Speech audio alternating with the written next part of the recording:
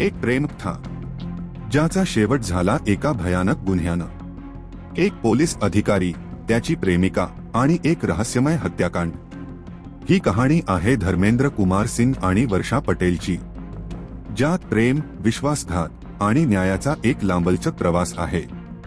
ही कहाणी सांगते की प्रेमाच्या नावाखाली किती गड्ड रहस्ये लपलेली असू शकतात। जर तुम्हाला अशाच रहस्यमयी, सत्य आणि थरारक गुन्हेगारी कथा ऐकायला आवडत असतील तर लगेचच या व्हिडिओला लाईक आणि चॅनलला सबस्क्राईब करा, जेणेकरून पुढील व्हिडिओज तुम्हाला पाहायला मिळतील। चला तर सुरू करूया।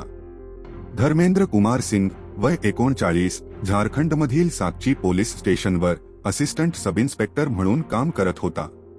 तो एक सामान्य पोलीस अधिकारी होता, पण त्याच्या जीवनाची एक गड्ड बाजू होती।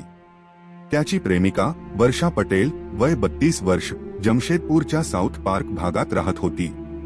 वर्षा एक साधी मुलगी होती, पण तिच्या जीवनात धर्मेंद्रचा प्रवेश झाल्यानंतर सगळं काही बदललं। दोघांचं नातं एका वर्षापेक्षा जास्त काळ चाललं होतं, पण हे नातं प्रेमाचं होतं की फक्त एक मुखवटा, हेच या गोष्टीमधून समजेल। धर्मेंद्रच्या म्हणण्यानुसार वर्षा त्याला ब्लॅकमेल करत होती। ती त्याच्याकडून पैसे मागत होती आणि त्याला बिहारमधील त्याच्या गावी जाऊ देत नव्हती। या सगळ्यामुळे धर्मेंद्रच्या मनात एका भयानक योजनेचं बीज रोवलं गेलं। त्याने तिच्यापासून सुटका करायचा मार्ग शोधला, आणि तो मार्ग होता हत्येचा। 12 नोव्हेंबर 2021 चा दिवस होता। वर्षा पटेल तिच्या घरातून गायब झाली। तिच्या बहिणीने म्हणजेच जया पटेलने बिष्टुपूर पोलीस स्टेशनमध्ये तक्रार नोंदवली। पोलिसांनी तपास सुरू केला, पण त्यांना काहीच पुरावे किंवा माहिती मिळाली नाही। त्याच दिवशी धर्मेंद्रने त्याच्या ड्युटीमधून सुट्टी घेतली आणि वर्षाला त्याच्या टेल्को भागातील घरी बोलावलं। तिथेच ह्या गोष्टीला भयानक टर्निंग पॉइंट आला। धर्मेंद्र आणि वर्षा यांच्यात एक भांडण झालं। भांडणात धर्मेंद्रने वर्षाचा गळा दाबला आणि वर्षाचा जीव घेतला। आता त्याच्या समोर एक प्रश्न होता की मृत शरीराचं काय करायचं। त्याने ती शक एका प्लास्टिक बॅगमध्ये टाकलं आणि ती plastic bag Telco police station भागातील एका तलावात फेकून दिली। वर्षाच्या ज्या वस्तू होत्या त्यानं त्या सर्व सुवर्णरेखा नदीत फेकल्या आणि तिचा मोबाईल फोन बिष्टुपूर भागातील एका झुडुपात टाकला।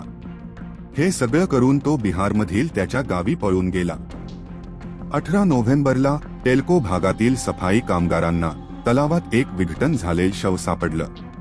पोलिसांना बोलवण्यात आलं, शिवाची ओळखही पटली। वर्षाच्या कुटुंबियांनी तिच्या सोन्याच्या बांगड्या, चेन आणि कपड्यांवरून तिची ओळख पटवली। ह्या शवाच्या शोधानंतर पोलिसांच्या तपासात एक नवीन वळण आलं। पोलिसांनी ह्या केसची चौकशी सुरू केली।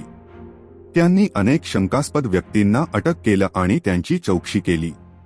त्यांच्या तपासातून धर्मेंद्रचं नाव समोर आलं। पोलिसांनी धर्मेंद्रच्या मोबाईल लोकेशनचा डेटा तपासला आणि त्याच्या पळून जाण्याचा मार्ग शोधून काढला।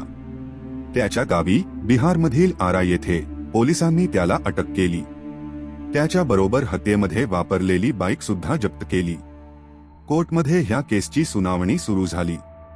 9 साक्षीदारांनी सांगितलं की 12 नोव्हेंबरला वर्षाला धर्मेंद्रसोबत पाहिलं होतं। पोलिसांनी म्हणजेच फॉरेन्सिक सायन्स लॅबचा अहवाल सादर केला, ज्यात वर्षाच्या हत्येचे पुरावे होते। धर्मेंद्रच्या पाठीशी असलेल्या व्यक्तीने सांगितलं की त्यानं पूजेच्या सामानासह एक प्लास्टिकची थैली तलावात फेकल्याचं पाहिलं होतं। हे सगळे पुरावे कोर्टासमोर मांडले गेले। 26 फेब्रुवारी 2023 रोजी प्रिन्सिपल डिस्ट्रिक्ट अड सेशन्स जज अनिल कुमार मिश्रा यांनी धर्मेंद्र कुमार सिंगला दोषी ठरवलं। 2 दिवसांनंतर 28 फेब्रुवारीला त्याला संपूर्ण आयुष्य कैदेत राहण्याची शिक्षा सुनावण्यात आली। वर्षाच्या आईने कोर्टाचे आभार व्यक्त केले, पण त्यांनी धर्मेंद्रला फाशीची शिक्षा देण्याची मागणी केली होती। ह्या गोष्टीमधून आपल्याला एक महत्त्वाचा संदेश मिळतो की प्रेम आणि विश्वास यांच्या नावाखाली किती गड्ड रहस्ये लपलेली असू शकतात। धर्मेंद्रच्या कृत्याने सिद्ध होतं की ज्याच्यावर आपण विश्वास ठेवतो तोच आपल्याला धोक्यात आणू शकतो। वर्षाच्या हत्येने तिच्या कुटुंबाला एक अपूर्णीय दुःख झालं, पण त्यांनी न्यायासाठी लढा दिला। ह्या कहाणीतून आपल्याला शिकायला मिळतं की गुन्हेगार कोणीही असो, न्यायाचा मार्ग कधीही सोपा नसतो, पण तो अटळ असतो। ही कहाणी आहे एका प्रेमाची, विश्वासघाताची आणि न्यायाची, ज्यातून आपल्याला समजतं की प्रत्येक गुन्ह्याच्या मागे एक मानवी कहाणी असते, पण ती कहाणी कितीही गद्द असली तरी न्यायाचा प्रकाश कधीच मंदावत नाही. ही केवळ एक कथा नाही, कदाचित तुमच्या आजूबाजूला असंच काही घडत असेल, पण सत्य कल्पनेपेक्षा भयंकर असतं आणि कधी कधी सत्य आपल्यालाच बघत असतं. सावध राहा आणि अशाच सत्य धक्कादायक कथांसाठी आणि या जगाची दुसरी काळी बाजू जाणून घेण्यासाठी चॅनलला सबस्क्राईब करा.